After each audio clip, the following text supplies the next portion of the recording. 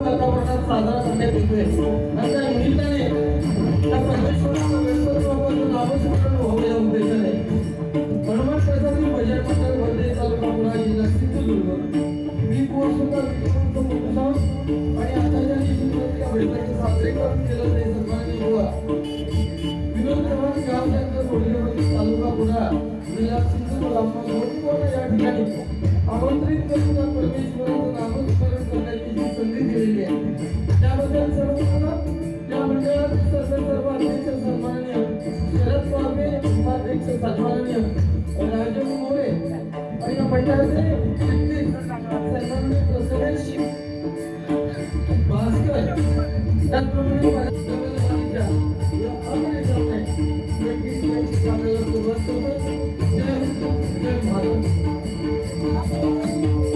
निधन झालं अपघात त्यांच्या सुद्धा लोकांना मिळाल्याची शांती लावली अशी ईश्वरची मी प्रार्थना करतोय आणि डबलबाजी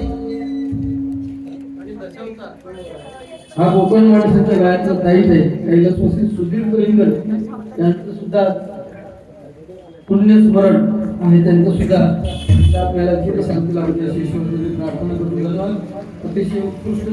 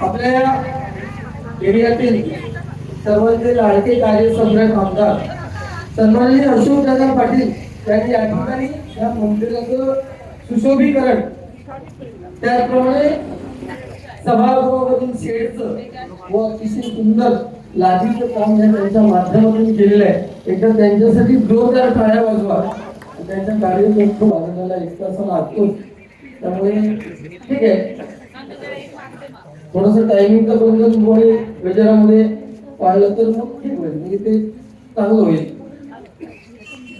खूप चांगलं सांगितलंय व काही एक शब्द मला बोललेले नाहीत परंतु आज गणपती बाप्पाचा 39वा हा वर्धापन दिन आहे आणि त्यानिमित्त आपण वरचे 4 वेळा बाहेर झाले माझे सुद्धा बुवा 3-4 वेळा या ठिकाणी बाहेर झालेले तुमचे आपल्यावर लोक प्रेम करतात त्यामुळे वारंवार त्यामुळे आपण सुद्धा काहीतरी वेळ लागतो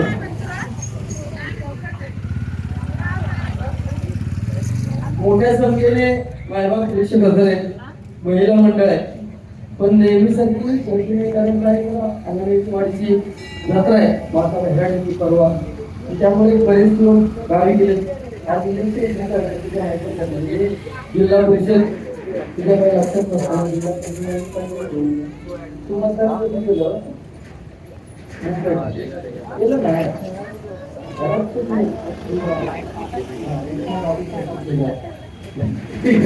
ठीक आहे पुन्हा एकदा ही सुद्धा माझ्यासाठी तिने प्रेमाचं प्रतीक माझ्यासाठी डायरी दिलेली आहे. माझ्यासाठी सुद्धा 2 शब्द लिहिलेत. आपल्या सिंधुदुर्ग किसान आणि कोकणचा मान आपले सर्वांचे लाडके विजय रूप हो माझं नाव विजय रूप बंधू सावंत आहे. बंधू विजय सावंत आहे. हे तुम्ही तुम्हाला काय समाजनात नाही तर मला सांगतो तुम्ही आभार मानतो नंतर पुरस्कार सेक्रेटरी आभार मानतो. सेक्रेटरी मराठीमध्ये शिक्षण म्हणतात मराठी हस मानायची मराठी शिक्षण कमी झाला तो 1 किल्ला नापायचा 12 आणि तो 10 किल्ला